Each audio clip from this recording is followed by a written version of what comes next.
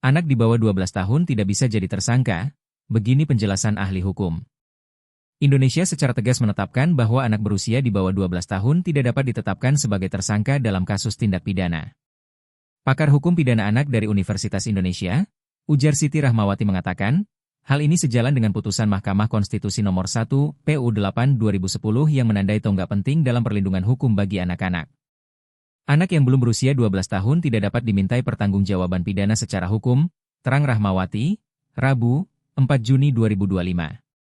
Jika mereka melakukan suatu perbuatan yang dikategorikan sebagai tindak pidana, maka pendekatan yang diambil adalah tindakan, bukan penghukuman, imbuhnya. Rahmawati menjelaskan, anak di bawah usia 12 tahun yang melakukan tindak pidana tidak akan diseret ke pengadilan pidana.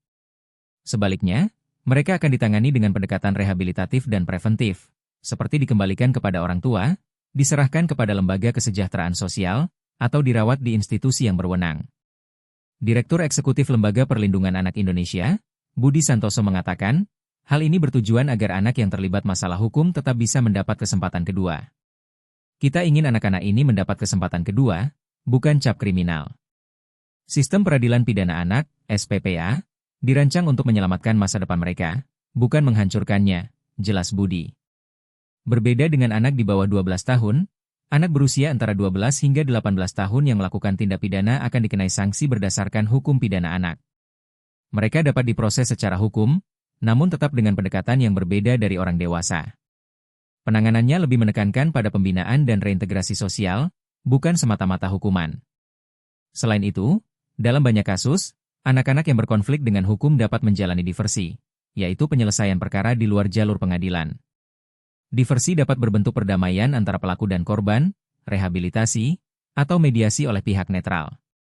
Diversi adalah bentuk keadilan restoratif yang sangat penting. Ini membantu anak bertanggung jawab atas perbuatannya, namun tetap diberi ruang untuk memperbaiki diri, jelasnya. Ketentuan hukum juga mengatur bahwa anak baru dapat ditahan jika sudah berusia 14 tahun atau lebih, dan diduga melakukan tindak pidana berat dengan ancaman pidana 7 tahun penjara atau lebih. Ini bertujuan untuk mencegah anak-anak terpapar lingkungan penahanan yang tidak sesuai dengan kebutuhan perkembangan psikologis mereka. Jika anak terbukti bersalah dan berusia 14 tahun ke atas, maka bentuk hukumannya pun berbeda dari orang dewasa.